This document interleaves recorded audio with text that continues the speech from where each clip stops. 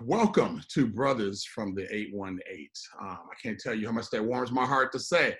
This is our second episode of this podcast, and last week we were just calling it the inaugural episode because we didn't even have a title. So now we are the Brothers from the 818.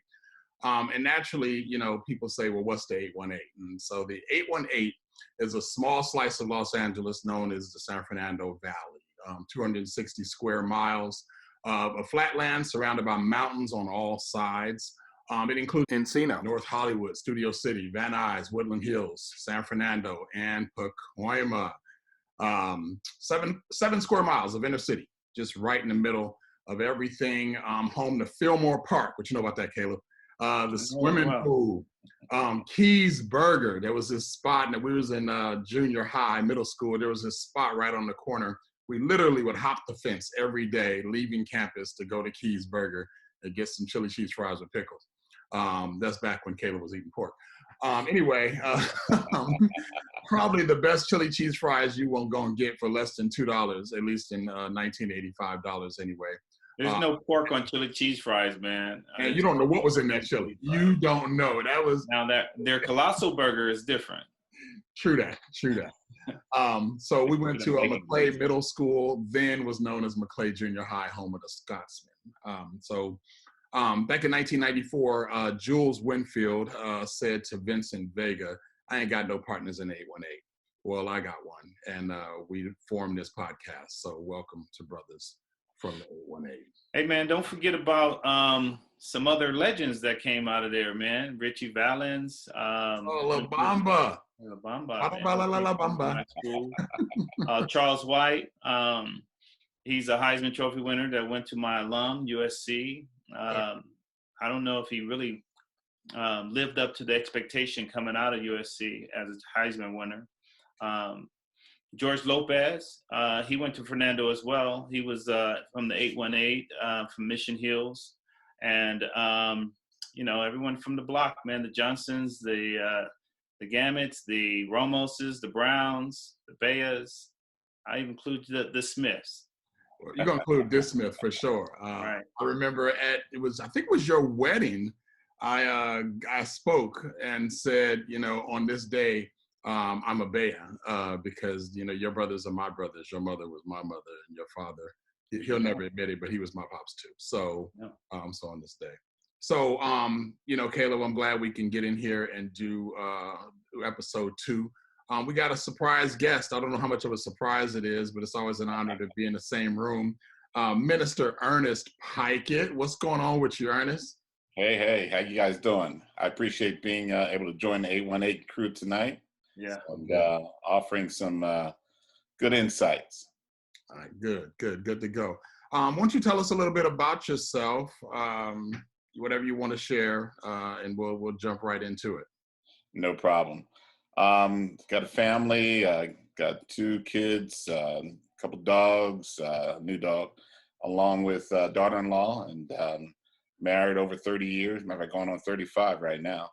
Also very, very impactful within the ministry, involved with men's ministry, and also recently graduated from Fuller University, got a theological degree, and willing to, step into the tough things of dealing with inner city, dealing with the 818, as you guys call it. Congratulations. Family ministry.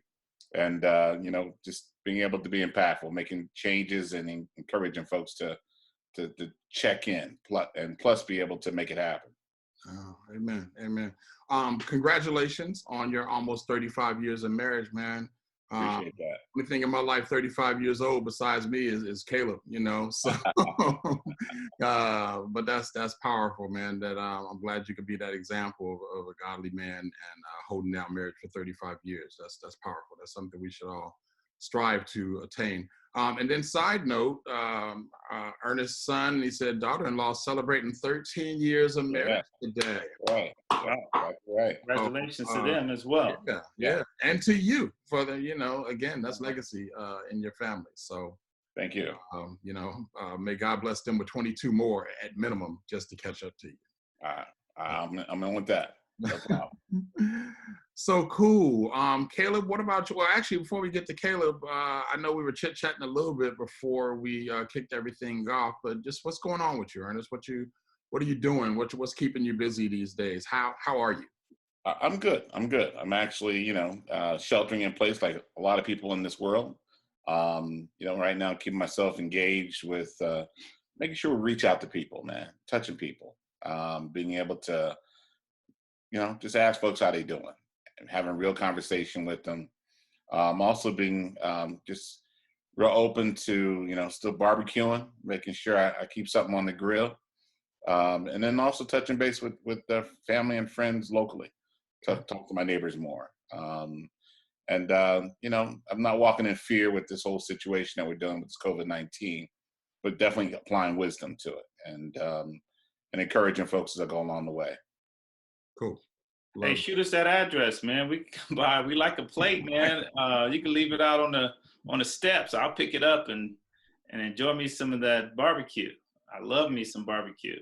No problem. It's near the 818. We'll travel. We'll travel for some barbecue, man. Let me warn you, Bear, you got to pick up the ribs slow because you pick it up by the bone and the meat will stay. I mean, those some tender ribs, and I'm a little closer to him. So, if you got to make a delivery, who is it? DoorDash and all the rest of them, they do contactless delivery. I don't need to see you. Just drop it off, ring the doorbell, and run. Hey, I did I did a 12-pound brisket on a little Weber offset cooking. I'm talking about 12 inches with a 12-pound brisket. Wow. I let that thing sit for 2 hours in a cooler after I cooked it for 5 hours. Yeah. It sucked up every piece of juice. The dog is still at the counter waiting for another slice to fall out of the refrigerator. Wow. You didn't have to say that. You know what I'm saying? I just wanted to make sure Caleb knew how it's going. No, and I'm taking notes over here. Right. I'm going to use that cooler technique. I didn't even need to know that. So, well, that's good, man. That's good. I'm glad. As you said, you're not living in fear through this situation, and that's powerful. What about you, Caleb? I haven't, talked to you in a week. What's going on? What's new? Anything? Just on the home front. Just concerns about COVID on the East Coast. My wife, most of her family is on the East Coast, and some of it is hitting close to home. We continue to lift them up in prayer and keep a watchful eye on mom and dad and everyone that is looking out for them. I like what Ernest said, that he's not living in fear, but he is living with taking appropriate precautions. Yeah. And so I think that's important because I saw the news over the weekend, and a lot of people were out. A lot of people ain't taking it serious.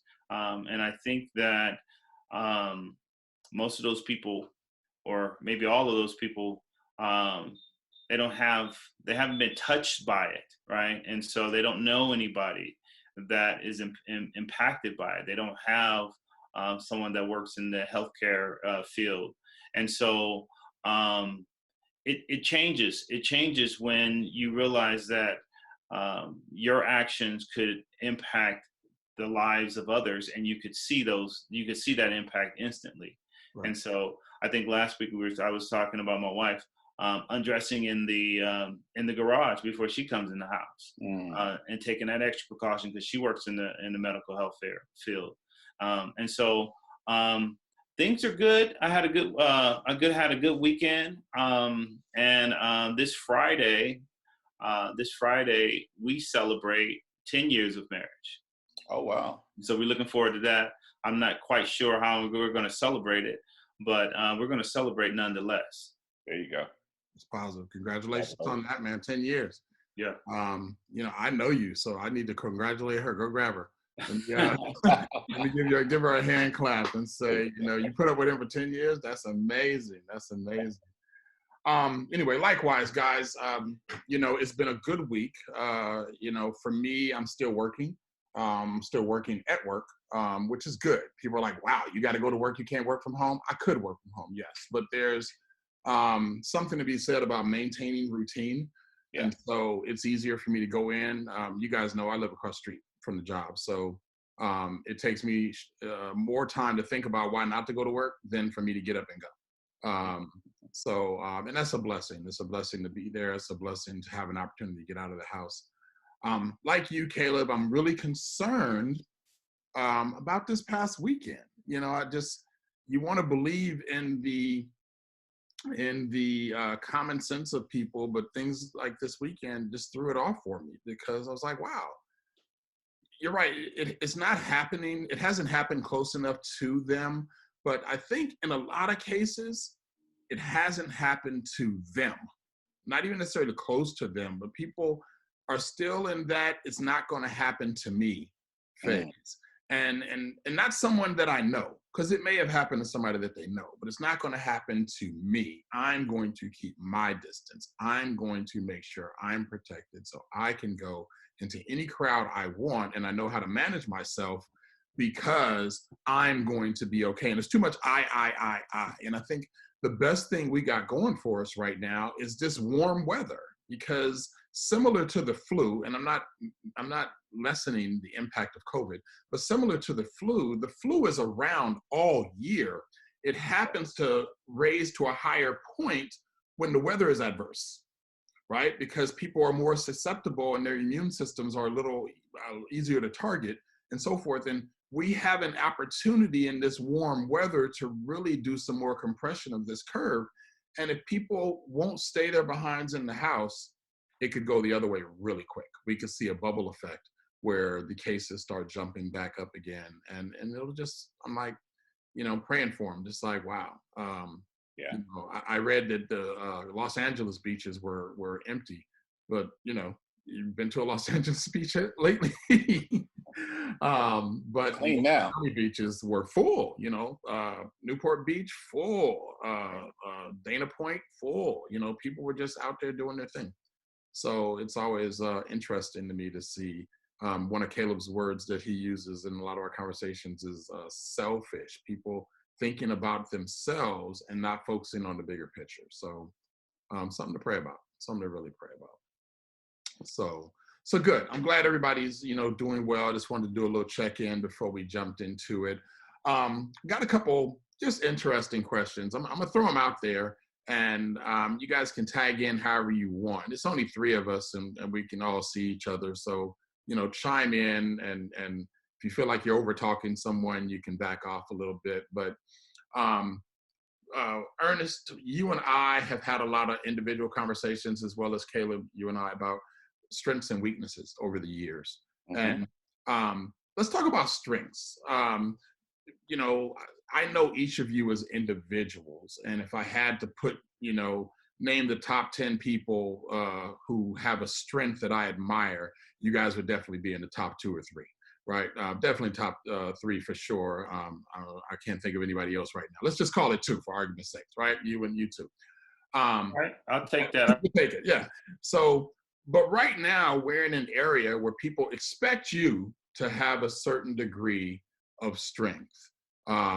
Is there anything, if we're going to be transparent, is there a strength about you that you haven't seen manifest yet? Like, you know, this is a strength that you have, but, or you think you have, but right now during this time, honestly, you could just say to yourself, it's not showing up. I'm not feeling this one all that strong yet. Does anybody have a thought on that? You know, one strength at this time, I don't want to say that this time requires you to have all types of strength. One, because, you know, it's the peace that you need to have in the home. It's the level of communication that you need to have with your spouse and family, and the requirement to kind of press in, to give to space, to give, you know, of yourself, because of the fact that you're in such close proximity. And, you know, especially requiring to still work at home. I'm doing the same myself. You know, one thing I have to push myself in the morning to go walk the dog, but it's something I look forward to when I'm done, because we've probably done a good mile or two. And any other average day, I'm without this whole pandemic situation, I'm catching a train, I'm sitting there for 2 hours on my way to work, and then, and I get to work and I'm sitting. And so what this is pushing me to do is to go outside of myself and to push the things that I don't normally have to do on a regular basis, and that's physical. The mental drive to get some exercise. And so I got to find ways to kind of push back from, a normal routine of sometimes, burgers or something like that, but to find ways of eating healthy, find ways of being more disciplined with prayer, being more disciplined, because, I got 30-second walk to my job. Normally it was 2 hours. And so that 30-second walk, is only a 5-second walk to the refrigerator.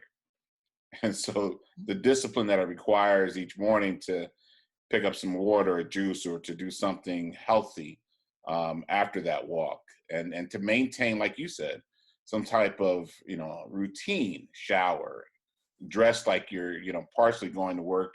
If it's putting on a collared shirt, so many people have now gone to t-shirts or to, something a little more casual. And so for me, that is something that is important to, to breaking the monotony of, working from home, working in this situation right now. And those are the things that, I find in the challenging of myself, and also ways to challenge family and friends to mentally outthink, the situation that we're dealing with, and look for ways of being able to take advantage of this opportunity to be able to prosper. Good. All right. Caleb, did you catch that question? You want to tag in on any of that? Yeah, I think I think the question. I had some technical difficulties, and so maybe once we start talking about weaknesses, we'll tap into my technical, me being technically challenged. But strengths, I think one of my biggest strengths has always been my ability to motivate others and really just be a leader, right? And so I still have a whole team that I'm leading from remotely. And so I need to learn how to do that effectively and not fall into some of the pitfalls. I heard Ernest say, hey, show up to work every day as if you were working, or put some effort behind it. And so I need to, if I want to hold people to a certain standard, then I need to maintain that standard as well. I need to get into a routine that is consistent, and I haven't done that very, very well while I've been self-isolating. And so some other things is I haven't done a great job of reaching out to people. I have heard from quite a few people that was on the blacklist, because COVID has brought some people out of the woodworks. But I wish that I did a better job of contacting people. My brother Michael, he called me the other day and he said, we've been doing a whole bunch of texting with family members. I just wanted to hear your voice. And that spoke volumes to me, because we sat there and we talked and caught up for about 5 or 10 minutes. And we talked about the whole gamut from sports to family to COVID-19 and work and concerns. And so it was powerful. Those are things that you can't do effectively in a text, right? And so I need to do a better job of that. And as a leader, I need to model that. I need to demonstrate that and put that into action. Caleb, if I can just ask a question, because it's interesting. You brought up the word communicating, doing a better job communicating to people that especially, and those that you're leading. So you obviously have a relationship with them. I recently found myself, similarly, even folks that I normally on a weekly basis mentor in a sense, or give some type of advice to, that, I text them, but I haven't necessarily reached out intentionally as much as I'd like to. And do you think that's because you and I both are very outgoing individuals, and so is it because of the current situation we're in, you think that's because, or there's just, I got to kind of deal with family right now? Yeah, mine is the second. I have a lot going on in the background. In order for me to be able to focus on my work, I have to lock these doors. I have a 3-year-old and a 1-year-old, and they don't understand. Daddy has to work. They don't understand. Give me 15 minutes and let me take care of this. And so if I don't lock the doors, they're on my lap, and a lot of my work is virtually as well. And so a lot of it is the child care plus. I was doing Toastmasters, and I had to explain to them that it's a challenge for me to even do Toastmasters virtually. My day starts at 5:30 in the morning because that's what time little Lucas wakes up, and my work day starts at 7:30, and it ends at 6. In order for me to continue my day and stretch it any further than that, then I am really putting the stress on my wife, because she's been caring for the children all day. And so the challenge with the communication is really focusing on this marriage of work life, home life, educator, child care provider, and then everything else comes after. Good point. I think what both of you guys are saying is so real, and I think for all three of us, it's a very similar comparison. I'm finding myself,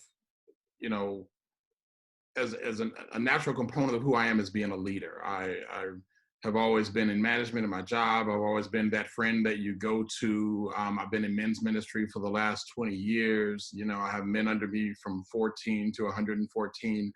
And so that's easy to do. I somehow got the bright idea that now during this time, because if you think about it, and before I say that, if you think about it, people have been isolated a long time. And I don't mean just in COVID-19. I mean, we all know some people who just who are isolated, who don't reach out, who like to stay in their own shell. And so right now is especially dark time for them. So I was like, I'm going to create a little text chat, and I'm going to dump all my family members in it, right? And force them to, communicate and love each other and so forth. And it bombed hard. And I did it again, and it bombed again. And each time it just bombed. And I realized I was missing the point. The point was to reach out and love. And maybe by reaching out to love, others would jump on and love as well. So what I found is that my strength in being a leader and pulling people together has just been challenged, because I've been focusing on forcing people into an environment that they may not be ready for, right? People still want to pick and choose their family, pick and choose who they want to talk to. I didn't want to be there because I don't get along with X, Y, and Z anyway. I know, but that's the point, that we can put ourselves into that environment. And then like you, Caleb, you mentioned Dwayne, and I think your brother Dwayne and my brother Jimmy are about the same age. I texted him the other day, he texted back, I called him, and we talked for like 15, 20 minutes. Now, the last time I talked to him on the phone, it's probably been 2 years, right? Now, we exchange pleasantries on birthday and Christmas and Easter, but it's always a text. But I went to work feeling on so much of a high because I heard my brother's voice. Powerful. And not that, and if you'd asked me before, were you missing him? I don't think so. If you would ask me afterwards, were you missing him? I don't think so. But that power of being able to connect voice to voice, in a loving conversation, even if it was just 5 minutes, fed me through the entire day. It righted any perceptions of wrongs or any perceptions of what can't happen or anything. It changed the network. So when you ask Ernest, is it the time now that makes us want to do it? I really want to say, and I'm not trying to pat myself nor either of you on the back, but each of us can be sensitive to the needs of others. Yeah. Right. In a hyper sense. And I think it's important to feed into that now, because your spirit is going to tell you, reach out to such and such. Your spirit is going to tell you, so-and-so needs to hear from you. Your spirit's going to tell you, let's not text somebody, because that's easy. Let's take the next 5 minutes, right? And, asking a person who has $0 for 10, you might as well ask them for $1 million. Asking a person who has no time to take 5 minutes, you might as well be asking them to stop the world. But if you can take that 5 minutes and say, I'm going to dedicate this 5 to you because you called, I saw your caller ID, whatever the scenario may be, could be all that's needed, not for them, but for you. Right. That could be the recharge that you need. I think back to, you guys know I'm a science buff, and think about like Air Force One, right? Air Force One can fly around the world over and over again. I mean, I think I read something that mechanically it can be in the air for up to like 6 months at a time, right? The only thing it needs is gas, but it can refuel in the air, right? So if it can refuel in the air and is mechanically sound enough to continue flying over and over and over again, how much impact could it have? And that's the three of us. A lot of times we're so much on the go that we don't realize that person that's reaching out to us is the fuel we need to get to the next spot. Right. And we have to be sensitive enough to recognize when we have to stop and do that. I was going to just piggyback on that, and it's amazing that Caleb had utilized the term that his brother said he wanted to hear his voice. Yeah. And I too got a phone call from my brother from the East Coast today. And Wow. he said, I just wanted to hear your voice. Yeah. I don't want anything. I just wanted to hear your voice. And it kind of goes back to what you were talking about a moment ago, David, in regards to trying to get a group of people, even though they're family, together versus making that one-on-one call. And just like how we feel, it's the same scenario how they feel. Could be for whatever reason, but I've been on Friday night, we got together for a late night prayer, and what the Holy Spirit kept telling me was reconciliation. You are a minister of reconciliation. And all of us understand that terminology. It's that relationship that we have with one another, but also the relationship that we have individually with people, both family and friends. Mm-hmm. And I think one of the ways to defeat fear, one of the ways to defeat some trauma that some people might be feeling, or isolation, as we're talking about it, along with some people who are dealing with depression, is that one-on-one call. And so that's why I kind of started in the beginning of saying, just reaching out to people and just talking, and mostly allowing them to talk, and I'm going to listen. And I say that also from a standpoint of just men need to, at this time, they need to talk, because some of them haven't been isolated with their wives in a long time. Or hey, you laughing over there because you got all those years of marriage, and I'm not laughing. It's been ups and downs. Right. Well, I don't know if you guys know, but that's a topic that's coming up. So let's put a pin in that, but I do want to address that scenario. We talked about strengths, and there's always the other side, and so what I really wanted to look at it, what we just did an exercise where we look at what we perceive as a strength, but how it's not really working as a strength right now, and it's something we really have to work on. It's not falling into line like we normally do. Let's look at a weakness. I mean, do you have any weaknesses or perceived weaknesses prior that right now you're seeing as, wow, this is actually a strength for me right now. This is actually helping me in ways that I hadn't imagined. Anybody have a thought on that? I'll chime in.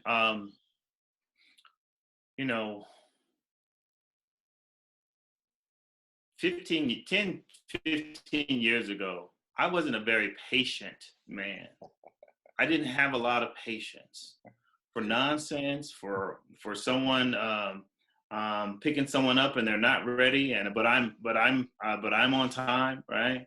I didn't have a lot of patience, and perhaps it's the little ones at my ankle, and me having a better appreciation of their development, and the need for me to remind them 3 or 4 times, right? And so I'm an older father. Last week I gave my little bio that included me being 48 years old and with a 3-year-old and a 1-year-old. So I have a lot of patience these days, and I think patience is really helping me with COVID-19 and some of the challenges that we're facing, and also acceptance. But acceptance is something that I've been doing for the last 15 years. When I have a friend that doesn't that our relationship is on the brink, and I'm wondering, like, why is he not calling? What's going on? I've learned to accept those things. I've learned to accept those things that I do not have any control over, but try to influence it, right? And so I've noticed during this period that my patience and my acceptance of the things that are out of my control has really shined. And so in years past, I would have said that it was a weakness. That's real. That's real.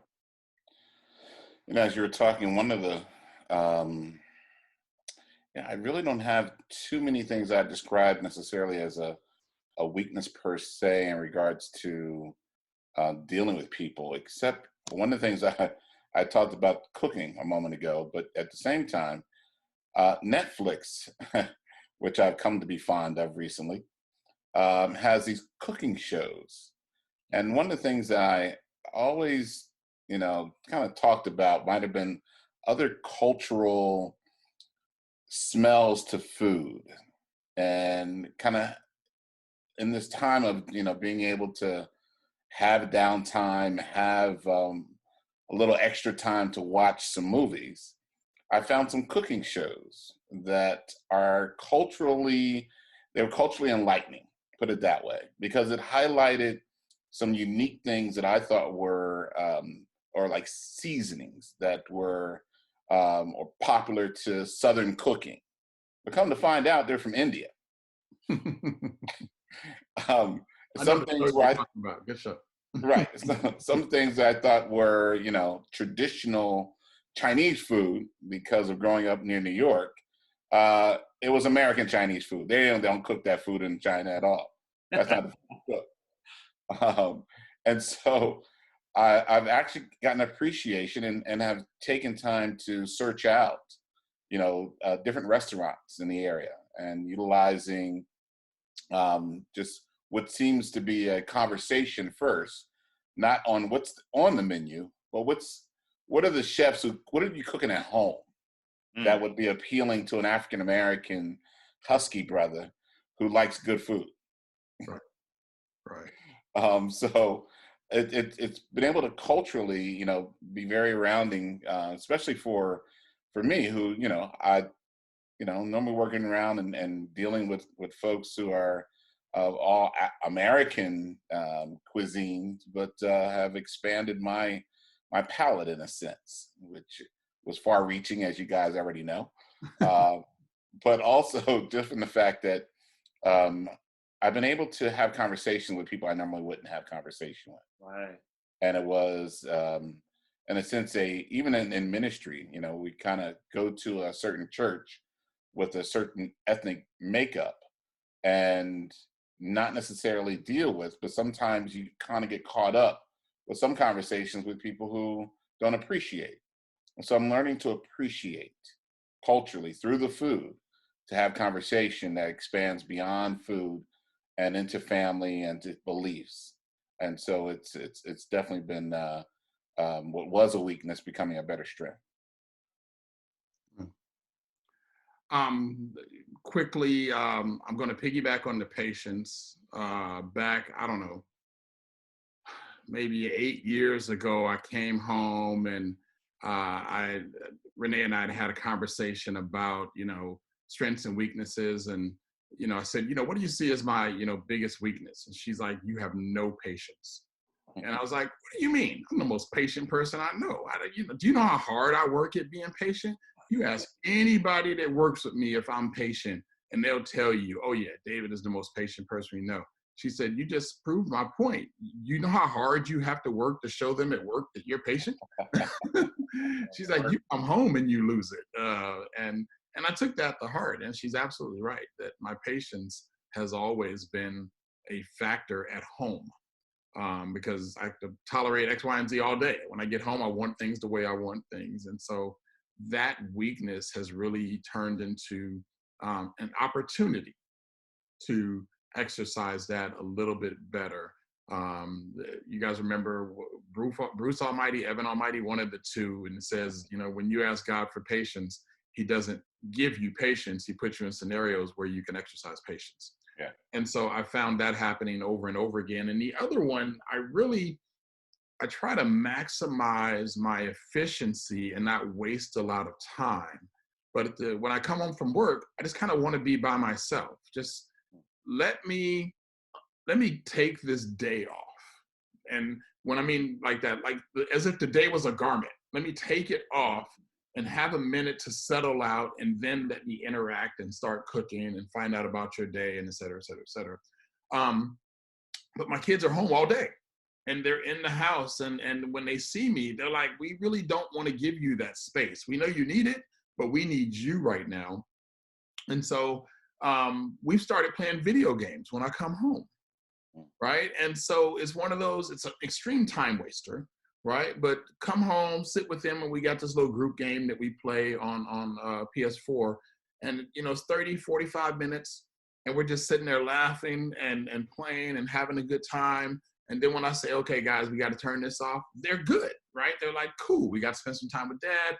We'll meet again at the dinner table. Okay, that's done. We'll meet again at homework. That's done. And so it's allowed me to really take some downtime and say, these are times that I really need to be able to spend with my kids and share that time. Because in all honesty, that it's probably more habitual. There was a time where my commute home was an hour and a half, right? I was putting in a 70-hour work week and driving an hour and a half home just so I could see the kids before they got to bed. And that's not my reality anymore. So do I really need that, or am I just used to having it? So it's allowed me to reestablish some priorities and turn some of those weaknesses into benefits right now. I want to lead into the other one, and just talking about positivity. And Ernest, you mentioned it a little bit. Actually, we've all mentioned it a little bit. So, call this self. I'm self promoting something. But one of the things that I decided early on is to stay away from the media, right? And I'm not looking for what's the latest cure. I'm not trying to hear our president talking about injecting with Lysol. I'm not trying to see all the negativity out there. I go and look for a couple little things. Is it coming closer to me? Are we any closer to doing this? What's our outlook for the future? And kind of leave it alone. But in addition to that, God's kind of put me on assignment to just spread some joy and spread some positivity. And so, and you both know, I think, Ernest, I'm not sure if you know the extent of it, but I started an Instagram ministry. Mm-hmm. And so, it's just a quick 4 to 5 minute message every morning, Monday through Friday. I call it Morning Morsels. And it's just a, hey, what's going on? This is what God has me share with you today. And the feedback from that has, the following is growing, but I don't want to be Instagram famous or social media famous or anything like that. The following is growing, but the impact is starting to be felt, because people are contacting me saying, man, that's exactly what I needed to hear. I like how you put that. And as I explained to somebody today, I'm not trying to be preachy. I want to give you something that you can relate to, that you can share with somebody else, to, again, share that positivity. Right? I don't want to give you a light that you put in the drawer because it'll go dark. I want to give you a light that you're going to be able to carry. So, and that's working. It's making me feel good. It's making others feel good. And so that's kind of what I'm doing to stay positive. What works for you guys? What are you doing to just shed some light in the darkness that we have? Well, good luck with staying away from the media. You just mentioned some of the hot media topics this past week, and I try to keep the TV off, but and every time I turn it on, it usually finds its way to a news station, so I could, see what's current. And it's filled with negativity. It's filled with things that if you aren't depressed, will depress you, and if you are depressed, will push you closer to the edge. And so this is something that I think is positive. Just starting the podcast is something positive. Also, being more, because I'm around the children all the time. I'm seeing their milestones, their developmental milestones, and their leaps and bounds differently than if I was working in the office a 10-hour day. And so I'm here and I'm seeing it. I'm hearing new words come out of Lucas every day. I'm answering questions from Naomi, and that is certainly something that I will never get back. That is certainly a positive. Something else is that I'm focusing on what is next to come. Like what is my a long-term view. And so the wife and I we are trying to figure out and secure investment opportunities and next steps for us. And usually we wouldn't have that opportunity to be focused on that because we would be focusing on working for the man, right?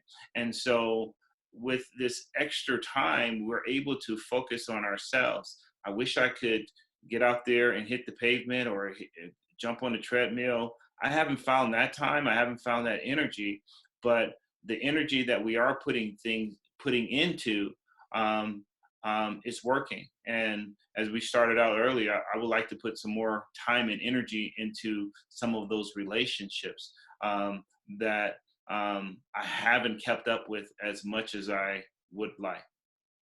Cool. True. It's amazing. A lot of dialogue there, my brother. Food for thought, that's for sure. I almost lost the question off of that one. You left me perplexed. Can you repeat the question again, David? Just simply, what are you doing to stay positive? What are you doing to shed some light on the darkness in this world, either for yourself or for others?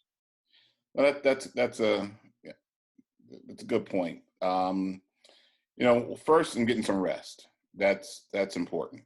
Like I said, I normally have a 4-hour commute every day. And that's been my life for the last 10, 11 years. And so one of the things that I'm taking time to assess, just like my brother just talked about, is being able to, what's the next step? What's our next plateau, and where can we be used? And I really, really have had a heart for doing ministry in a different way, thinking about ways of, and even through the Pantagion, doing it even without a church, no walls ministry that can be effective no matter where you're located. And just like you talked about Instagram, other types of technology as an option, but also having just sessions and opportunities to engage with people, where they're at different times of a week, and being able to challenge their, the falseness, or challenge the setbacks in their life that are holding them back. And, both my wife and I, for the last, I'll say probably about 3 weeks now, have found ourselves either on, one form of video communication or another, or just on a conference call, engage with people to just say, hey, have you thought about this? Have you tried this? Are you looking outside the box? Who within your network, or is not part of your network, that can help you be able to have new opportunities and businesses coming out of this situation, in 30, 60, 90, 45, what does that look like? Or, what is your next step? Let's say, for example, you don't have the job that you had, 2 months ago. Where do you go from here? And not to wait for a check from the government, but how can you plan while your lights won't be cut off, your internet won't be cut off, and you still have access to resources that can help you set yourself up or set others up for success. And so, that's been the engagement that we've been connected to, and really, really trying to go to the next level with the last 3 weeks. And so it's, for me, it's, once I'm done with my day job, then I'm setting on what, Lord, what do you have for us next? Ernest, Dave, before you chime in, I wanted to say something about something I just heard, Ernest. You were talking about ministry without walls. And as you know, I'm in the social work field, and I was listening to a psychologist that said that a lot of mental health providers are finding that virtual therapy is extremely beneficial, and people like it because they don't have to be in a room with other people, and they feel safer sharing their most intimate details of their life because of this space. Sometimes people feel a little crowded and stuffy going to an office or a room with 20 chairs in a circle. And so it's more inviting and more welcoming for them, more comfortable for them to do mental health that way. And so ministry without walls, I think it would provide opportunities for those that couldn't get to you, and if you did something like that, I would chime in. Currently, we live 120 miles away from each other, and thinking about chiming in or driving down and fighting traffic when things lighten up, that's just not an opportunity for me. But I could find an hour. I could find an hour somewhere in my day. Excellent. Thank you for that. Good feedback. Yeah, I think that's real. Just, you mentioned, Ernest, again, the church without walls. I'm reminded that, Jesus said, on this rock, I'll build my church. Wasn't talking about a building, right? And and it's nice to have that reminder, especially now, looking at the state of not only how we do church, but as the avenues now that we have to communicate, to reach out, to uplift, to minister, to advocate from a virtual environment, where you can get away from the building aspect, which is a whole subject that I'd actually put down in some notes that I was hoping we'd get a chance to discuss. I don't know if we're going to get to it, but that's good speak. The last podcast we did, Caleb, I've listened to probably twice and just got something from it each time, and I think I'm halfway through listening to it again, just because of what you get in it later. So I'm trusting that this will be the same, not only for us, but for anyone else who's listening. Let me take this moment to transition a little bit, because we are getting close to our time. We probably have about 10, 12 minutes to go. We started talking about marriages earlier. I think, Caleb, you had mentioned something, or maybe it was you, Ernest, about, people are now spending time together that they're not used to spending time. And I'm seeing it all around me, and I'll just use these words. Marriages are under attack. The enemy looks for any reason he can to be a thorn.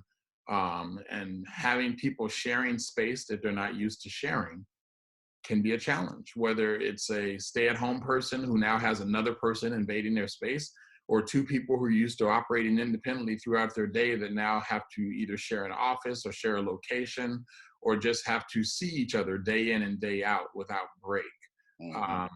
What advice do you have for that person, Ernest? Or do you even see that as a trend happening? The advice that it's one of the words that Caleb and yourself use, and that's patience. needing to have the recognition that, you know what, I need to reassess if this was an issue before. I need to, contact someone if, I don't know how to deal with it. I need to sit down and recognize why, I love this person the way I do. Um, and it's interesting too, because it's showing up in different ways that I've come to notice. Partly because some people have utilized their car ride, some people have utilized their way away from home and family as their drug in a sense, or their, you know, mistress. Um, in a sense to, what I mean by that is it's the escape. And so now that I have to be face to face, and there are other challenges too, obviously, with folks who are dealing with abuse, and that's another conversation in itself. But you know, on a normal basis, with a normal relationship, there is a need to, make sure that you find the time, like Caleb was talking about, to discuss other things other than work. Dreams again, plans again, welfare of both local and extended family.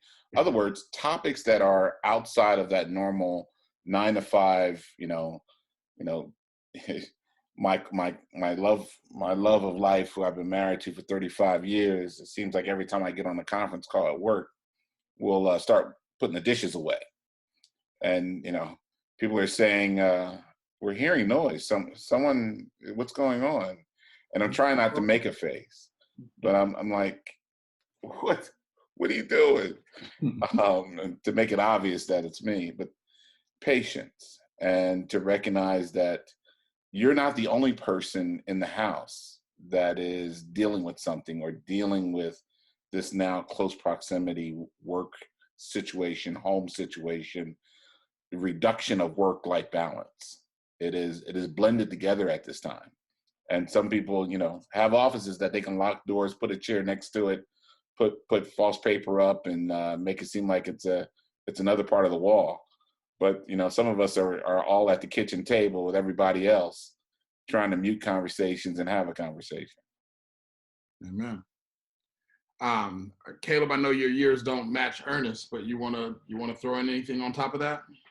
Yeah, Ernest don't have any young children running around, so I'm challenged with co-parenting, right? And and there lies some of the patience and the acceptance, right? Because you know, before Shauna and I ever agreed to or decided to have any children, we said we're gonna do it this way. We're gonna do it this way. We're gonna do it this way. We're gonna play good cop, bad cop. We're gonna play psychological warfare on our children, and we're gonna win. We're gonna win the fight, right? And so reality sets in, and I'm just like, I don't want to fight anymore. Just let them have the cookie, right? Just let them watch the video, and let me have 5 minutes of without having to parent. Let the television parent for 5 minutes, please. And so that there's a anybody that's been married and successful in marriage, they have to learn to have that compromise, and they should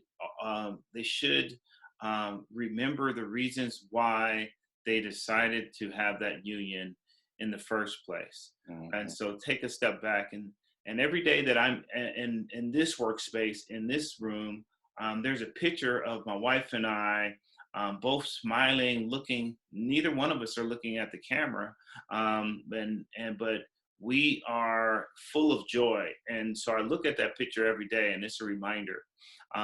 I think advice that I would give is, because you are almost forced to be together, right? Mhm. I like the analogy of the work and the mistress in the car, the work in the car as the mistress. I've never thought of it in that way, but there's some truth behind that, because it's an escape, right? So thank you for that, Ernest. I will take that and I will make sure that even when we come out of this, I won't use that as an excuse. But I think that people should also make time for themselves, and I think that is something that is missing. If you would normally, if you need a break, take a break. If you need to jump in a car and drive around in circles in your neighborhood, drive around in circles in your neighborhood. If you are missing playing your oldies or your jazz, or if you miss and listen to sports radio and your normal routine, find something that could be something like that routine, so that you could let out some of that pressure. But recognize the good, reflect on the good, and take advantage of your time. This is an opportunity that you probably won't have again. And I'm hoping, I'm praying that we don't have these type of restraints anytime in the near future. And so take advantage of it while you have it, because you have this time to work on yourself, work on your marriage, and work on your relationships, work on your finances. If you are employed, and if you're not employed, you have a time to figure out what your next steps are. One of the things I wanted to piggyback on that was, we got to find the wins. We got to create some wins, and we don't get stuck with, I gotta accept everything the way it is. Create some wins. And I think if that's one of the other outcomes that people can look to incorporate within their week. And I'm glad you Caleb, like you said, take time for yourself. And you're right, either early, late, midday, just take that break. It's a good point, very good point. Yeah, I'm taking notes on what both of you said. Quite honestly, I'm not married, so I'm not even going to try to chime in on the rules of successful marriage during this time. What I will say, I, like you, Caleb, I don't have small children at home. I don't have the blessing of a 35-year partner for life next to me. I have teenage boys who don't get to leave the house, which is its own issue for them mentally. And even though they don't express it a lot, I know it is. Example, Xavier and I, my youngest, and I were changing brakes on the car the other day, and Preston came, and he don't like dirt, so he walked past us carefully. He grabbed a lawn chair and just sat in the driveway. And I was like, you want me to get your bike out so you can ride around? He's like, nope, that's exercise. I just want to be outside. And I was like, enjoy that time, man, because what I told them is you can't go outside. It's a curfew under 18. Xavier mentioned to me the other day, he says, well, Dad, I'm not getting COVID from going outside. And I was like, well, you won't necessarily get COVID just from going outside. He says, well, I definitely won't get it from staying inside. So I'm cool right here. And I was like, all right. So they're processing it. And the advice I hear from both of you, in addition to prayer and patience and acceptance, is just realizing that you're not in this alone. However you're feeling about this environment, however it's making you feel as an individual, those who are of active thought have their own feelings, and it's how do we manage that together? Yeah. Right. In my case, I even have a staff of 26 that I've reduced down to just who's necessary on a day by day, and I rotate them, but I bring them all back together through a virtual meeting once a week, just so we can all have that same presence to laugh, to joke, to share what's going on, to celebrate, and it gives them something to hold on to. And so, so that's important. I think, the message that's going around and what I'm hearing tonight is, really focusing on, again, that patience aspect, that reaching out beyond yourself, whether it's family, friends, those we mentor, what have you, but realizing that you've been put here for a reason. And one of the things that Caleb and I mentioned last week, and it was the overall theme, is how blessed we are, right? Because it's easy to point to what you don't have, right? Because you're looking forward at something that you want. But then when you look behind it, all you do have, you realize that you're not only healthy, but you're wealthy, Yeah. Right. And that you have so much that others take for granted. And I'm learning that because I'm seeing, especially in the school district environment, people coming out of the woodworks with lack, and us trying to be an intermediary to provide them with a basic sustenance, something that I take for granted every day so that they can function, and so I look at that and I say, I'm glad I can get brothers such as yourself together for a time such as this. um, uh, just someone out there needs to hear exactly something you said tonight, Ernest. Someone out there needs to hear exactly what you said, Caleb, and myself as well. And as we continue this project, as we continue this podcast, I just want to make sure that we capture that one person who needs it. There you go. Amen. Amen. So, respect for time, I'm going to jump ahead on our agenda. Want to give each person a chance to close out with some final thoughts for the night. And with your final thoughts, what I would like, if you can, and it doesn't have to be chapter and verse if you don't know it, but you got a Bible verse that works for you, something that you meditate on, something that is something that you think about on a daily basis, something that when day gets hard, you go back to it. And if it's not a verse, is it a song? Is it a picture? What is it that allows you to reset and say, it's going to be all right? What do you got? Well, there are a couple of scriptures that always come to my mind when faced with adversity, I'll put it that way. And first is in the book of Matthew, talks about seek ye first the kingdom of God and his righteousness, and all these things will be added to you. And that's a priority. It always is, because that's where I'm always trying to find to help people. And in the midst of that helping folks, sometime, like we got a phone call today and a young lady was just at her wit's end. She was like, well, what do I do? I said, well, you believe, right? And you're trusting. And you're trusting. He said, just stand. He's done all that you can do, just stand. He said, because I'll never leave you nor forsake you. And because of that, it gives me strength. It gives me just that boldness to be able to deal with the challenge, to deal with the demand, to deal with the need for love in other people, and the need to be encouraging to other people. Yeah, I was thinking about that. And something that comes to mind is something that my mother-in-law said. She says, if you're on a plane and there's turbulence, either pray or be afraid, but don't do both, right? Either trust in your faith in your God, or just be afraid and be there, right? And so I would tell people to be kind to themselves. This is a challenge for everyone. We're all in this together. And so just be kind. Try to work on themselves. Try to be the best you that you could be. In regards to Bible verse, I went to Matthew as well.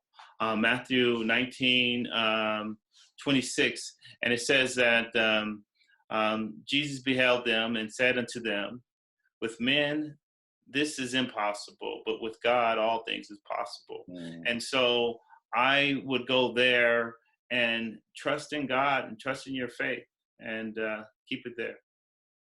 Man, I love you guys. I know this is going to touch somebody. I got two things, and then we can close out with final thoughts. Bible verse, I call it David's 1-2-3 plan. And it comes from the book of James, chapter 1, verses 2 and 3. And it says, count it all joy, especially when faced with diverse temptations, because it's the trying of your faith that worketh patience. And, I've said this so many times, but when I say I've been on my feet all day, I don't mean I've been on my feet all day. It just means I'm tired of standing up. When I say, when I use words that are definitive like that, they're just an expression of how much I really mean it. When the Bible uses all, it actually does mean all. And it says, count it all joy. Even the things that hurt you, count it joy that you have the opportunity to experience it. because it's, and especially the diverse ones. We learn how to deal with certain things and it just becomes life, right? Paycheck short every month, you just learn to deal with that and you just move on and you get used to that. But it's the lack of a paycheck for a month, you know, that diverse temptation, that one that hits you from the left when you were looking right. That's the one you count all joy, because that's when your faith is going to work harder to increase your patience. And it's just simple. It just sounds simple to say. It's just a challenge to do. And so, you know, James chapter 1, verse 2 and 3 is always a go-to for me. The other that I just want to just throw out there is a song.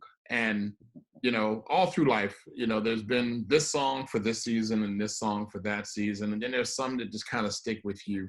And back in the early 2000s when Kirk Franklin did Smile, it just did a lot for me. It was like, I don't know what I was going through at that moment, but it became a go-to for a lot of different reasons. And I can think back to some of the most joyful moments in my life.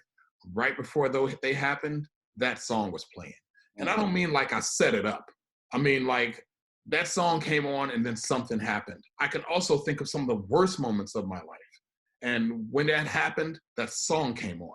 Not because I actively played it, because that was God's way of saying, you can smile through this, right? And even though it hurts, you smile, right? And last week, I had a pretty rough day. And the next morning, I think Tuesday night, BET had a special called SOS. And they got together a lot of musicians and artists and so forth. And it was the Saving Ourselves fundraiser, blah, blah, blah.